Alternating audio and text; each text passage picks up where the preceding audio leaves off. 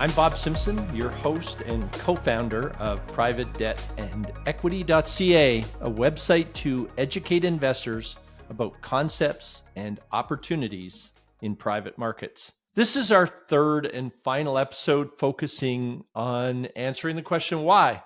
Why allocate assets to private debt was episode 1. Why allocate assets to private real estate was episode 2. And now, why allocate assets to private real estate debt? Things like mortgages or loans that are backed by real estate assets. Now, I have a question for you. Should you lend money to a friend or a relative to help them acquire a home? It all comes down to who it is, why you want to do it, and do you think that you're ever going to see your money again? Many have had bad experiences with lending money to friends, associates, and to a single person or for a single property, breaking all the investment diversification rules.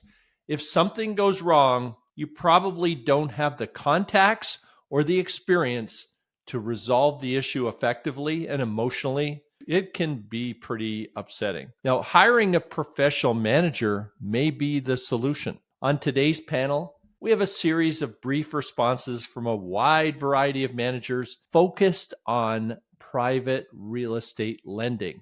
I like to use the phrase, be the bank.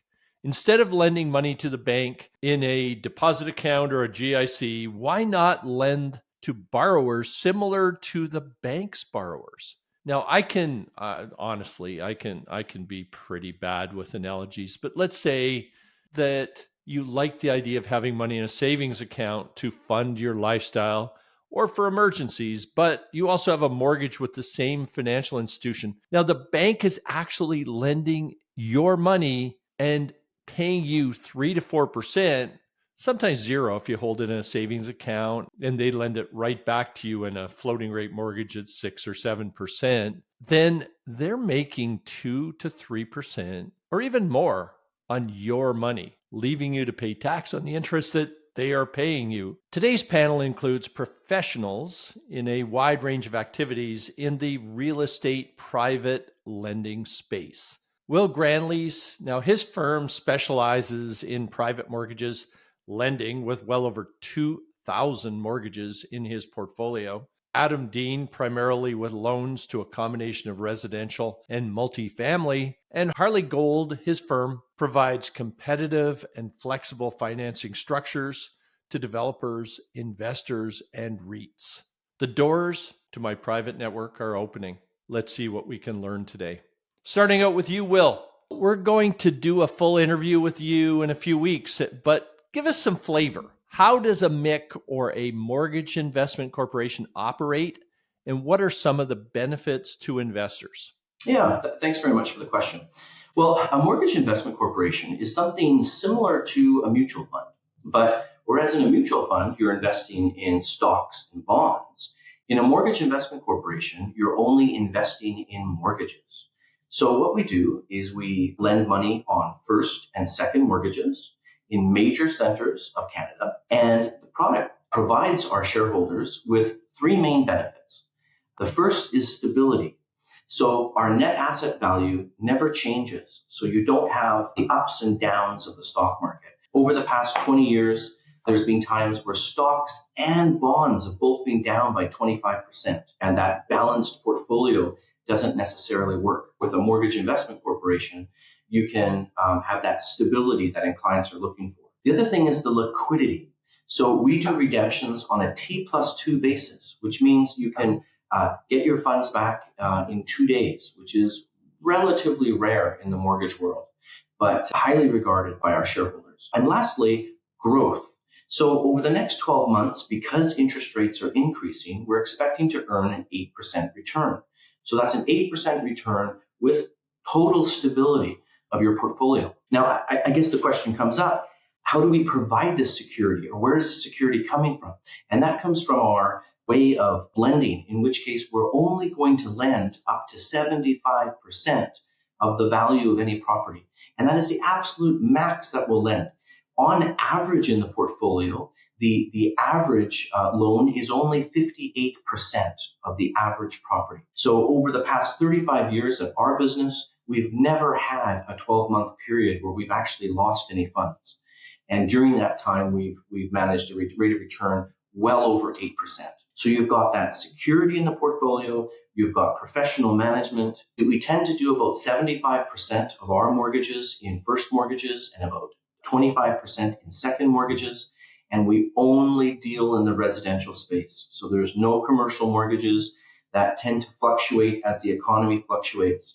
A very, very safe investment. Again, stability, security, and growth are the three points that we're going to be talking about. Adam Dean, this is a two-part question for you. Number one, why do you like lending to owners of multifamily apartments? Why is that a target audience for you and your business? And what metrics do you really look at when you're financing a property?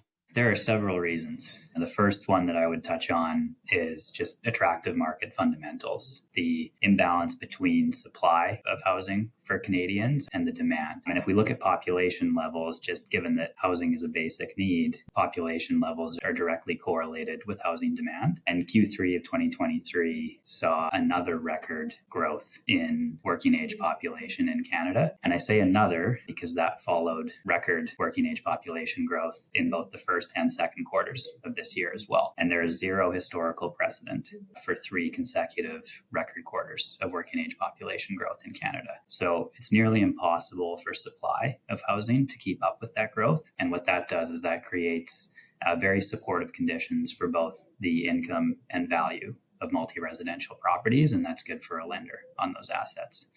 The second reason is that we have the opportunity to be part of the solution to improving affordability of housing for Canadians by investing capital in the space. Developers need to feel confident in the liquidity of their properties and the financeability of their properties. And our lending products, and again, introducing capital to the multi-residential space, provides that confidence. Our firm as a whole has an objective of providing over $20 billion in financing solutions to projects that meet affordability criteria between 2022 and 2026 and are making significant progress towards that objective. The third reason that I'll touch on is just the dynamics that regulatory considerations like rent control provide to the space. Now, to be clear, rent controls make it very difficult for property owners to pro forma what the income looks like at their assets. So I'm not advocating more broadly for the benefits of rent control. But as a lender, if I'm looking at lending on a multi-residential asset, it's very likely that I'm looking at the rents that the tenants are paying in that property that are significantly less than what a new tenant would pay in a newly available unit. And the reason that is that if a tenant's lived at the property for several years, rents can only be increased a specific amount on an annual basis. So what you end up is properties where the rents that are paid by tenants are significantly less than what they could be achieving if there were new tenants in those units. And what that does for us as lenders is it creates embedded income upside at the asset level and also downside protection, where the market level of rents would have to decrease substantially before I was looking at a situation where income has decreased at the property. And that puts us in a very secure position when we're lending on multi-residential assets. The final reason I would touch on, the dynamics in the Canadian market. There's a very good mix of supportive government programs and levels of sophistication, knowledge, and expertise in the apartment owner community that create just a great market to be lending into. Lending on commercial and multi-residential assets can seem quite simple. For us, it really comes down to 2 main metrics, being the debt service coverage ratio, or DSCR, and loan to value ratio, or LTV. DSCR focuses on the ability of property level income to support required debt payments. So, for example, if I lend $10 million on a multi-residential property at an interest rate of 10%, then the income, the operating income at that property would need to be $1 million to show a one times debt service coverage. And so there are a number of other metrics and factors that our underwriting team looks at in determining what is the property level operating income, how it's performed in the past, what the borrower plans to do in the future, and what general market levels are for an asset in that location, age, etc. The second metric being LTV, or loan to value ratio, is a simple calculation of the loan amount that we're lending on the property divided by the value of that property. So in the example that I gave of a $10 million loan, if that property is worth $20 million, then our loan to value ratio is 50%. And what that does is it provides a measure of the downside protection that we have, or how much would that property value need to decline in order for us to be at risk of losing capital on the loan that we've placed on that asset. Similar to debt service coverage, there's a number of factors that go into whether we are accurately estimating the value of that asset. How have properties traded in the area? What are the quality of those assets relative to the asset that we're looking at? What is the borrower paying for the asset if they're purchasing the asset? There are a lot of considerations that we look at when determining the value. And as a manager, that's where we can provide value in having a good pulse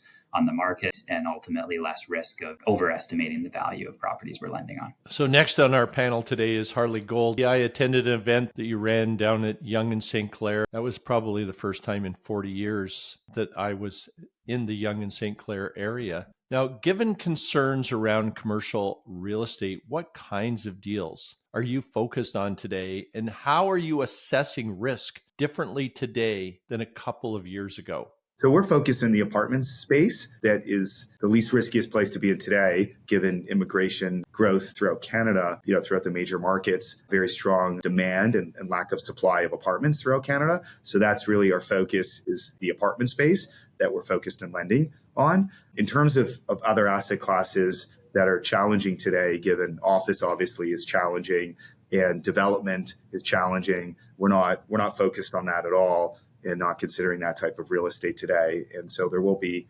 revaluation on those asset classes, but multifamily is strong. Rents are strong across the country. There's obviously a lot of demand for apartment buildings.